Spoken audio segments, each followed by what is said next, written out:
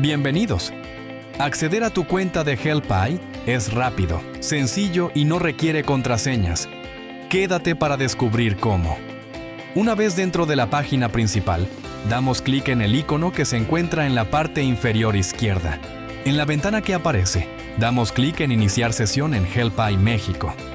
Nos aparecerá una nueva ventana en la cual escribiremos nuestro correo y daremos clic en la opción Enviar código. Entramos a nuestra bandeja de correo donde nos llegará un nuevo mensaje con el código de acceso, el cual seleccionaremos y anotaremos en la página principal. Una vez terminado, damos clic en el botón Enviar. De esta forma tan sencilla ya te encuentras dentro de la plataforma. Ya estás listo para la inteligencia artificial más especializada.